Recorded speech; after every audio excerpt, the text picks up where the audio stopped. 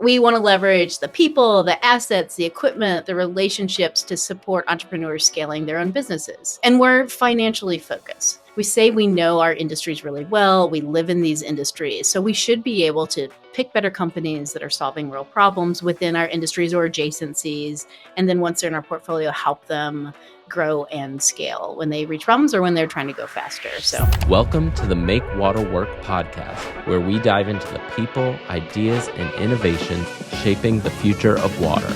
I'm your host, Isaac Pellerin, and alongside my co-host, Megan Glover, the founder of 120 Water, we bring you insights from hundreds of incredible conversations we've had over the past 9 years with inspiring and energizing leaders in the water industry. Each week, we share those stories and conversations with entrepreneurs, community champions, and innovators who are making water work for everyone. Whether you're a water professional, a curious innovator, or simply passionate about our most precious resource, this podcast is for you. Let's get started. Well, Isaac, welcome to the podcast. We've got a great guest in store today, Ginger Rothrock, who happens to be my neighbor, and our kids go to school together, so small world. But professionally, got to know her as part of HG Ventures, and HG led our Series A in 2019. I've always admired Ginger and her story because she's an entrepreneur at heart, and she's now on the other side. And so I've relied on her counsel quite a bit throughout the years to understand both sides of the equation. Yeah, she's got an incredible story, just that going from PhD, chemist, entrepreneur, investor. It's a rare journey, and it's a rare conversation that we get to listen into. And so let's go ahead and take a listen. Sounds good. Well, welcome to the Make Water Work podcast, where we talk to and celebrate the innovators and entrepreneurs and folks who are really making a difference in the water industry. Megan, we have such a dynamic guest today. Please tell us who we get to talk to today. Yes, so we get to talk to none other than my neighbor, but badass woman of water, Ginger Rothrock, who is currently serving as the senior director at HG Ventures and an entrepreneur herself. So, Ginger, we are super excited to have you on the podcast today to not only tell your story about your entrepreneurship journey, but a bit about what you're up to now at HG Ventures, who I must disclose led our Series A back in 2019. So, yeah, there's a little bottle of wine up there that's, I think, our Series A closing. Welcome to the podcast, Ginger. thanks for having me. Yeah. So we like to start out with every guest a little about their story, about how water found them. So would you mind sharing your story about how water found you? Sure. I was kind of born into it because all of my family is from Florida. Okay. So I grew up spending all my summers like playing, fishing, lounging, getting in trouble in the Gulf of Mexico at both my grandparents' houses. So super amazing memories. I was also an environmentalist at a very early age. So middle school in the 80s, remember that early signs of environmental movement? I was like all in. I even tried to like make and use my own recycled paper, which didn't go well. It was kind of mushy. But I've always felt at peace with the water, and just combining those things has just naturally led me that way. I love that. I love that. So, water found you, but it was kind of reciprocal. And then you are an entrepreneur, kind of at your core. Can you kind of talk about your founding journey and kind of the entrepreneurship part of your career? Yeah, sure. I also grew up in a family of industrial entrepreneurs. My dad and both my grandparents ran small engineering businesses, not like, what we think of today with venture capital and all that jazz, brick plants and that sort of thing. So factories were my playground. Super curious, got to play a lot. Ended up getting a PhD in chemistry, and my first spin out was from my PhD work, a company called Liquidia. That was a nanotech company, which during the early 2000s was a cool tech.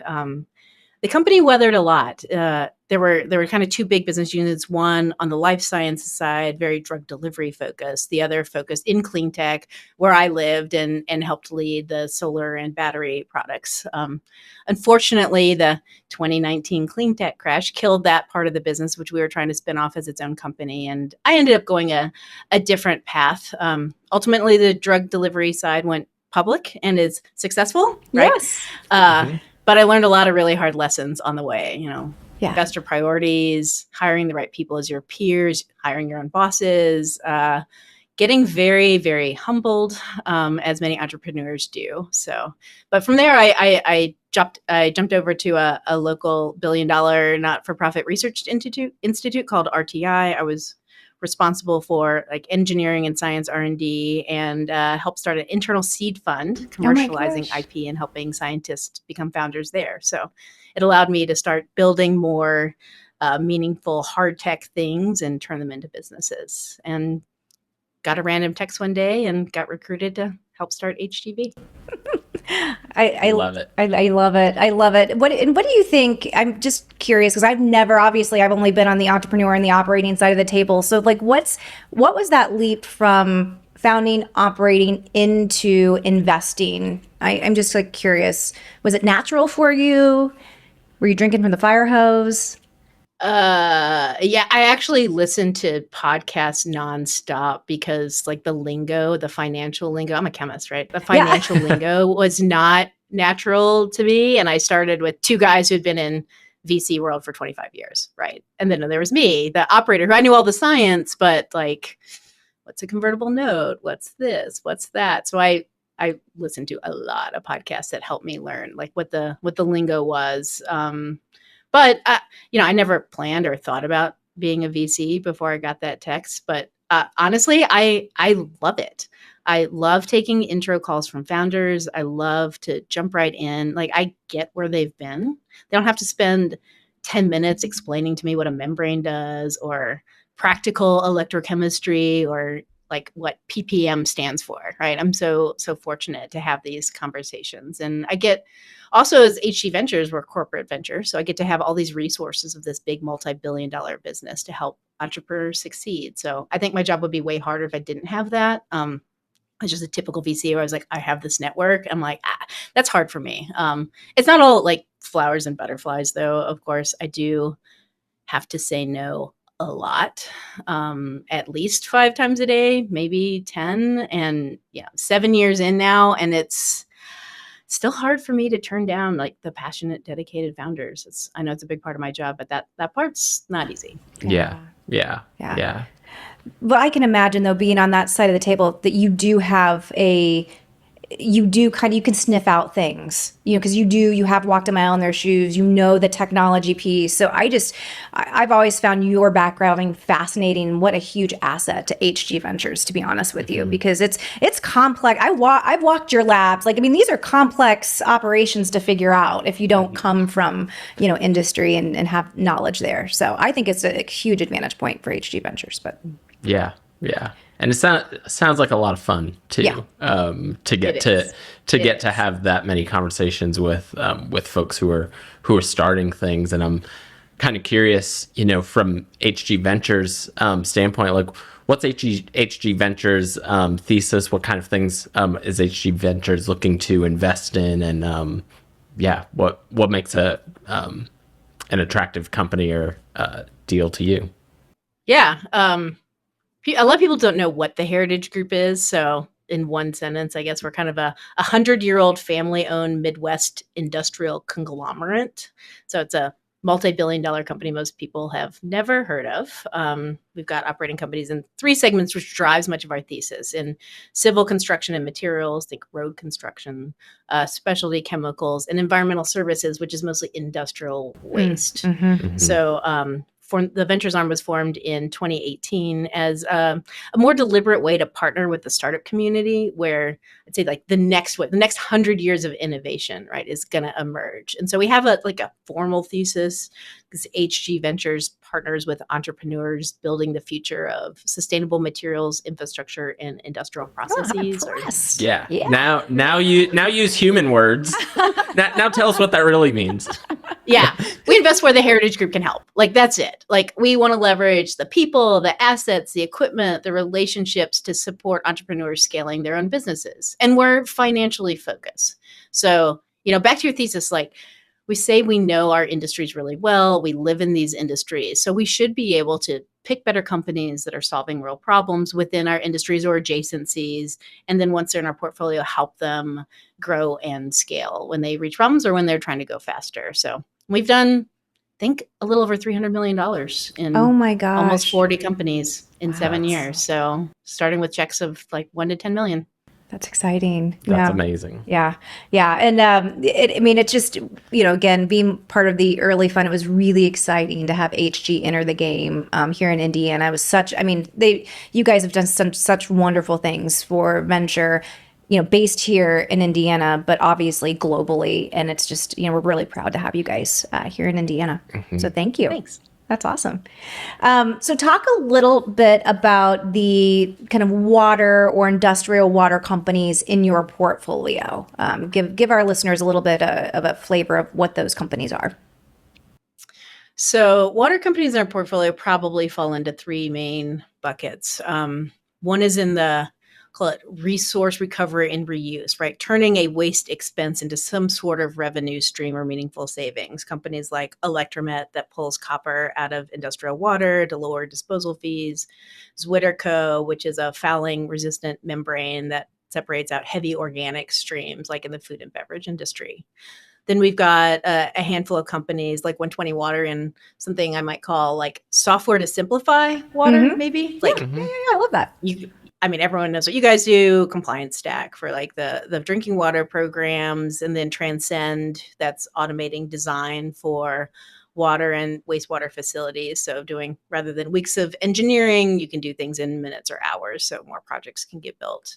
And then the last segment, somewhat controversial, is in the micropollutant side, PFAS. We've got all along the sort of find PFAS, capture PFAS, destroy PFAS, that whole chain. Company called FredSense, which is a rapid screen for PFAS. So fast, cheap. What have you got? Pure Affinity, which is a specialty capture resin to pull PFAS out of dilute streams. And then a Clarity, which is a oxidation destruction technology that really breaks that carbon fluorine bond on site, so you don't truck these things around. Yeah, you got all flavors of the value chain right there for PFAS. Yeah. Yeah. Yeah. Yes. Yeah. And you said controversial. Why controversial? I'm curious. Explain more. Well, we talked a little before this starts, like where is this market going given this uncertainty in the regulatory side? And it's been a crazy year on the PFAS side, right? You've got this whiplash. You had EPA finalizing the first ever PFAS drinking water standards. They also designated the PFOA and PFAS as a hazardous substance under CERCLA that triggers all these like super fun and cost recovery. But what is getting pulled back? What's going to be left for states? Where everything's going to land? Like, it's very, very unclear in the US. Europe's a little bit better. So that's pretty much what everyone is talking about right now in that segment, and why investors are starting to shy away. But no one talks about the risk and liability side. So we sit in the industrial world. Large companies have already paid out billions of dollars from lawsuits. More threatening. Like, apparently you could chat GPT what all these like lawsuits are. These companies are driven to mitigate the risk. So while press and public is like, oh, all environmental regulations are going away under the administration, those of us close to the industrials know the focus on remediation has not wavered. Got it. Yeah. PFAS is still being sent for destruction at similar or higher levels than it was a couple of years ago. People are doing R&D and alternatives. It's not a problem that's going away. Yeah. Yeah. No, We're in. you're in it. Yeah. Now I have a question, because obviously we're in similar dynamics when you have an administration change and new agendas. How have you helped your portfolio companies navigate that when that comes to forecasting? I mean, if you think about like forecasting growth rates, and I mean, Ginger, this is a real. I mean, it's educating the board on. I wish I had a crystal ball, but we're just gonna have to kind of wait and see what happens. Or do you run into that at all? I mean, of course we run into it. I think we're always thinking about customer diversification. Yeah. Yeah. There you go. Always. We don't play a lot in municipal. We don't know a lot about municipals. So those are our companies that trend towards having more public clients. I think we're trying to introduce them to new folks that could be private clients. And in general, anytime there's a lot of regulatory uncertainty, we're like, unfortunately, it is a little bit about a waiting game to see what happens.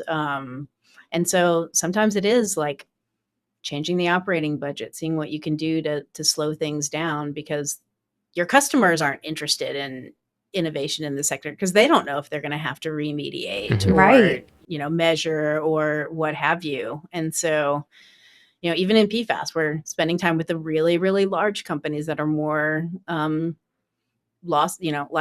potentially liable in lawsuits versus like maybe your small and medium enterprises that don't feel the risk as heavily. Yeah. So it's a mix of things. Unfortunately, I wish I had a crystal ball. I know. I have a magic Don't we 8 ball behind me. Yeah.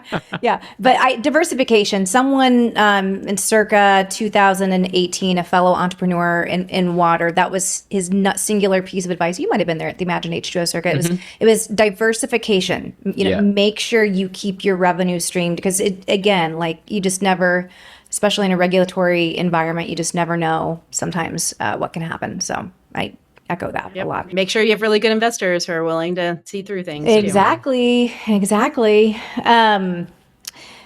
So we covered a little bit the regulatory landscape for PFAS. What else? If you look ahead for 5 years out, what else are you tracking that that you're with your investor hat on, saying, I might want to take a look at that. Yeah. If you're fishing for your next company, here's where I'd love to see it.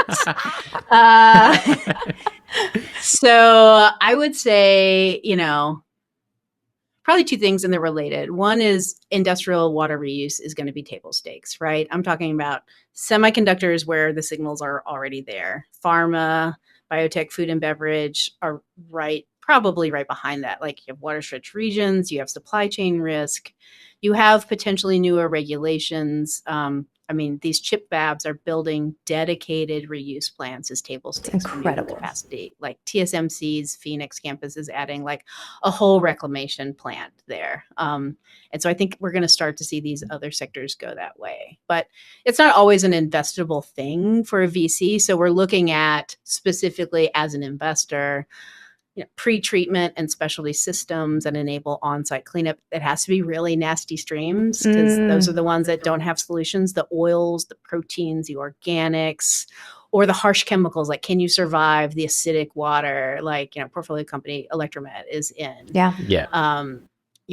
Can you survive these very tough environments? We're also looking at, everyone talks about data centers. Oh, yes. The cooling, good grief. The cooling choices are totally in flux right now, even as some hyperscalers are moving to like low zero water designs. I think it's something we're keeping an eye on. The footprint's exploding, obviously. Water scrutiny is very intense. So there's openings for some probably non-traditional things like cooling loops and blow down reuse and maybe monitoring. But those are harder things, I think. What I'm listening for when I talk to founders in these areas, like unit economics. Yeah. Period. Right. Yeah. I think that's like the word of 2025 words. Yeah. Words of 20 unit phrases, economics. Words, phrases. Yeah. There we go. Yeah. Like targeted end markets. Like, do they what end market are they going into? Do they have a plan where they can credibly like operate and maintain remotely? A lot of these places need. Proof you can standardize. Yeah. Like a lot of things in water are very bespoke. Can site 1 be the same enough to be site 5, right? Gross margins, all that jazz. So I think that's a big one. My other one is resource recovery. Okay. Happy to expand on that. I don't want to chat too much, but if you think about yes, there's water recovery, there's also metals, heat, nutrients, right? Selective metals capture. Easy places to get metals are tapped, right? Battery recycling, we're set there. E-waste, right? Cars. Everyone's talking about these critical minerals, and water, I think, is one of the next frontiers for that. Some of the organics valorization, there's some interesting new things happening going to biogas. And then not a lot is happening on the wastewater heat recovery, but I do think an energy efficient retrofit opportunity definitely exists as a potentially early space to go. So yeah. And, what I listen for founders is very similar there too. Yeah. I'm curious too in there. Like, I feel like companies like 120 Water have somewhat an unfair advantage in the ecosystem because because we can get to market a lot faster without how much R&D needs to happen, how much R&D budget needs to be before something can become viable. So at what stage outside of software companies you're looking for technology companies, and what are those conversations like? Because I've only known software where it's like, oh, we can spin up a prototype and try it out, and if it doesn't work, You're 3 months in. Obviously, this isn't a good conversation without that AI word. So check that box. So maybe we come back to that. Yeah, we're going to come back to that for sure. Yeah, but I think on the hardware side, we want something that, again, I don't want to harp on unit economics, but I want to see proof that you can get to something that makes sense. I don't necessarily need traction in the sense of like signed contracts with groups, because it does take a really long time and a lot of money. The J curve in hardware is much deeper. The moat gets better, right? The moat also gets deeper as the J curve gets deeper. So it's harder for people to be a fast follower there. But I want to see an entrepreneur understands when a customer will buy. What data do they need to see? What scale do people need to be at? And I need to be able to call that customer and validate that. So for us, I think that's kind of the minimum viable maturity of a technology, which is kind of a business plus tech play. I like that term, minimum viable maturity. I know. Yeah. Because I think there's a lot of like minimum viable product, or there's a lot of like, I have a solution to the problem before validating who will buy it, who's going to value it. And so understanding what's the minimum benchmark of maturity for this technology. I like that. So then, Ginger, is it safe to say when they kind of get to you all, like you're maybe able to help them then get their product implemented, into the buyer's ecosystem, which is kind of a win-win value prop if you think about it, because it kind of de-risks the customer's investment of this new technology, that like, is that kind of part of the value prop that you're going to bring entrepreneurs? Absolutely. Yeah. And I would say a lot of times a company will pitch us with a very specific market in mind, but we know like these 3 other markets that also are really interesting. Those technologies are really interesting in. So we may invest in something and help bring them in. That happens on the software side too, by the way. Oh, sure. And try to help bring them into some of these other industries in which we see a strong need and are not finding solutions. And like Zwitter was in synthetic biology and these other things. And we found that there's some really interesting industrial waste streams that are a solvent water mix that they hadn't tried. So we broke a lot of their membranes early in their development, and they're about to launch a Gen 2 that actually will solve some of those problems, which is really exciting. So it's even about like expanding the aperture of the entrepreneurs that we work with, because we've got tight connections in the industrial world. Yeah. Yeah. So entrepreneurs that are interviewing new investors, ask about this. Again, like this is a model of good. And it's just amazing to me when I think, entrepreneurs are raising capital, we get scared to ask, what are you going to bring me? Right. But I mean, this is a complete example of like a 1 + 1 = I don't know, 10 type scenario of choosing the right investor for your business. So we don't always get it right.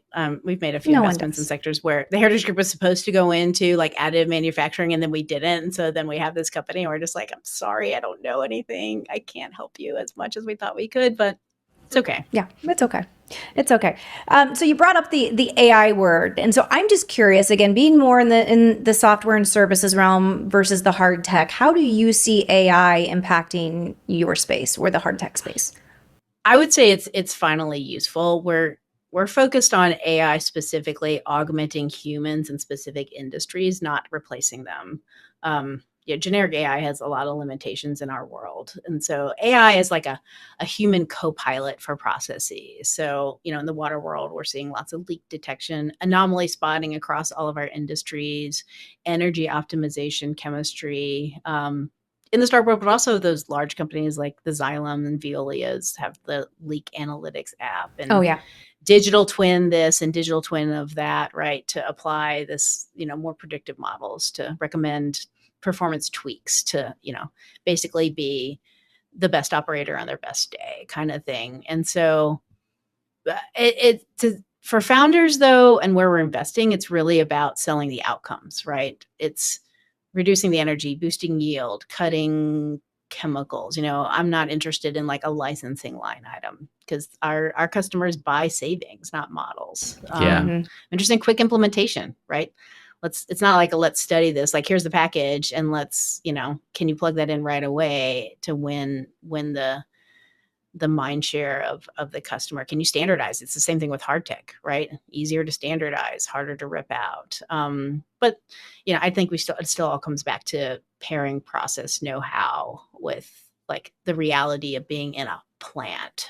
Yes. Yeah. That you can't just have random software person from, urban California coming in and disrupting the world that we live in that easily. They can partner with lots of people. And I love having people outside the water industry contributing, but some people do see it as this like blue ocean that it's easy to jump into and get things done when it's not. It's not. Yeah. No. That kind of goes some of the conversations we've had with some of our guests too, were the role of academia and things that come out of academia, to what extent that translates into commercial action, yeah, right? Exactly. Yeah, I'm curious what your perspective is on academia, and a lot of folks that are creating stuff are coming from that background. Obviously, if they're doing something in chemistry. My first startup was an academic startup. Yeah. And that was a disaster. Like that part of like honestly, it took forever to figure out what was real and what wasn't. Yeah. We burned a lot of cash trying to figure that out. So I do think there are situations where academia and corporations play really well together. So there is knowledge around what the real problems are. And I think those are, I can't say in general they're terrible or wonderful. There is a lot more viscosity with that. I think getting a deal done and having the right team around the table, and what does the ownership structure look like? And those are places where I like to share my opinions, lived and seen, on how things can go sideways. But when done the right way, it's a great place to harvest things. That's why we like to see things a little bit later on. I want to see a team that's full-time. I want to know who the executives are going to be in that company, how they're going to grow on a go-forward basis. And do they have the right folks around the table? That makes sense, to graduate. To graduate from that little incubated idea into a full-fledged business with great unit economics. Yes. I so wish all these academic papers made some of these scientists just do a little bit of back of the envelope calculations on how much would it cost. Yeah. A lot. The answer is a lot. Sometimes. A lot. So for the entrepreneurs, again, listening to this podcast, you've given a few breadcrumbs in terms of what you look for. But sum it up for us. If you had to say, I'm looking for my next company, like here are the 5 things. Here are the 5 things I'm looking for and would make us a good fit. Oh man. So of course, unit economics, team. I think I would just, my last 3, I will leave with like, I'm going to put into one because it's so important. Like the one piece of advice I give to founders is to really spend time on improving and testing their story. Make it concise and compelling. I think storytelling, especially in our sector, is a founder's highest leverage skill, right? I mean, with that, you were great at it, Megan. Like you compress complexity, like a clear narrative for hard problems. Like investors and buyers and customers don't have time to go through like a 40-page slide deck. Like you need to deliver that meaning really fast. You can reduce risk. Like when people buy confidence, it shows you understand the journey, the problems, align execution. These entrepreneurs have to bring people over that are great, like Isaac is, and recruit them to their teams. And so being a good storyteller, like helps with all. It's such a force multiplier. I think everything goes better when the leader of the organization is just a fantastic storyteller. Yeah. Yeah. No, it's well, thank you for that. I think that's something we prided ourselves early on. Like people had to grasp the so what, right? And tell it in a very straightforward way. And we've talked about this. So many wonderful technologies out there deserve runway, but maybe need someone, to come in and be that operator, tell that story in a different way, and allow those engineers to do their thing. But you have to coexist. I feel like building that team where each can kind of play to their strengths is so incredible, especially in water, because you do have a highly technical skill that's needed, necessary, and irreplaceable. But layering on the operation storytelling is, I feel like, what we've seen in successful companies too. Yeah. And I get real excited when I do love getting to spend time with folks in the Imagination H2O portfolio or other things like that, where that what they have is really, it works and it's special, but you also can sense like they don't know how to tell that. Like the problem and the art of like being able to say, this isn't a $12 trillion problem. It's how are you going to get to your first 1 million in the next, how much time is it going to take you to get any traction and those kind of things. And so, it's really, I think it is such a necessary skill to learn how to tell your story so that it's realistic and not you can see it, you can see the outcome. It's For sure. Well, Ginger, thank you so much for being a really incredible bow wow in water, our first lead investor for our Series A, and awesome neighbor.